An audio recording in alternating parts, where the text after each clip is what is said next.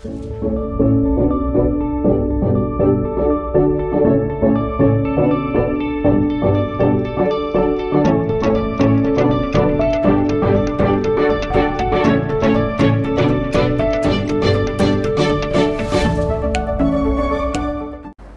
kasus COVID-19 di Jember kembali meningkat, kali ini dengan varian baru yaitu varian Omikron. Varian ini disebut sebagai salah satu yang sangat cepat dalam menularkan virus. Lalu bagaimana kesiapan PMI Jember di tengah kembali merebaknya COVID-19? Bersama saya Prima Irfantari yang saat ini akan membahas seputar kesiapan dari PMI Kabupaten Jember dalam menangani merebaknya COVID-19 dengan narasumber yang berkompeten di bidangnya.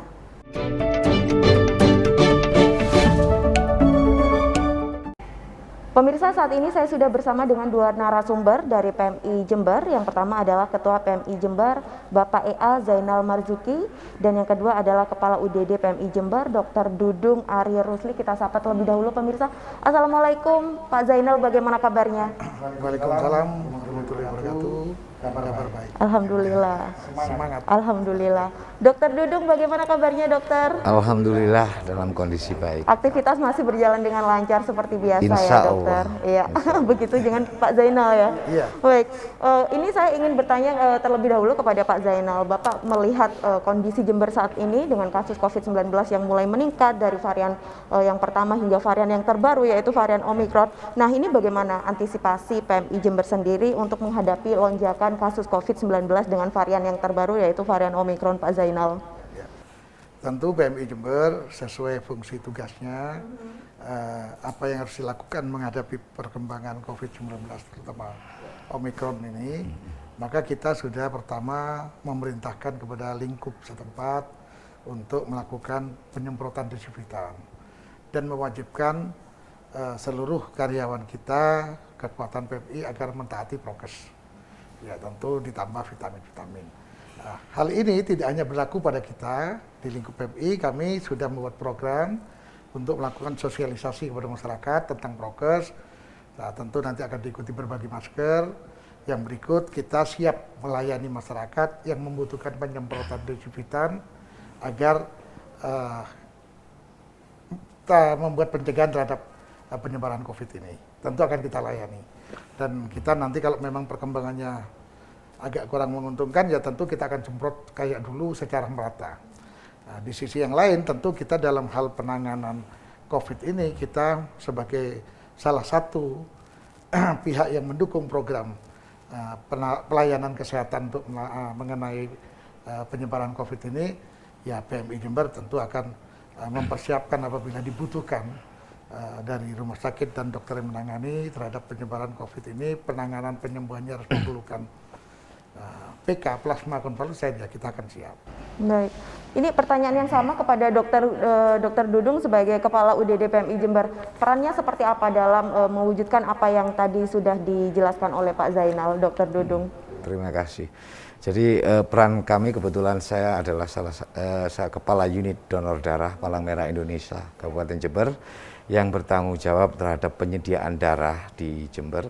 Tentunya di sela-sela kondisi pandemi seperti ini yang sudah mulai meningkat, tentunya kami tetap konsisten melakukan kegiatan membutuhkan kebutuhan darah untuk pasien maupun melakukan atau menyelenggarakan kegiatan donor baik di dalam gedung maupun di luar gedung.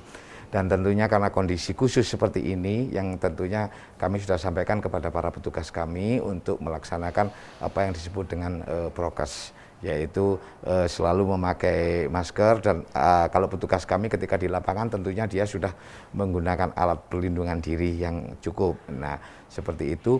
Dan kemudian salah satu tugas kami yang penting juga di sini adalah mengenai masalah penyediaan plasma konvalesen sebagai salah satu terapi pilihan untuk kondisi pasien dengan COVID-19 seperti itu.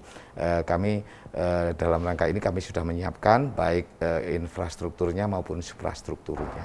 Baik, kembali ke Pak Zainal lagi nih. Baik, Bapak terkait upaya preventif untuk antisipasi lonjakan kasus COVID-19 sudah mulai dilakukan ya Pak, sudah mulai ada wacana. Nah, ini untuk actionnya kapan Bapak? Kita ini sudah mulai hari Jumat yang lalu, ya sudah Jumat yang lalu kita sudah melakukan sosialisasi protokol kesehatan. Seperti semula, PMI selalu akan menemani masyarakat, mengingatkan dan mengajak masyarakat agar pertama mentaati protokol kesehatan sesuai ketentuan yang telah ditetapkan. Yang kedua tentu kita melayani masyarakat. Sudah kita mulai di lingkup kita dan sudah ada beberapa kantor juga minta dilakukan penyemprotan. Itu sudah kita lakukan ini sudah seminggu yang lalu, ya. Dan kita terus akan melayani kapanpun masyarakat meminta. Sudah barang tentu yang lain kita terkoordinasi dengan pemerintah kabupaten dan mendukung pemerintah kabupaten upaya-upaya lain yang ada di PMI, yang pasti ada di PMI dan kami akan lakukan.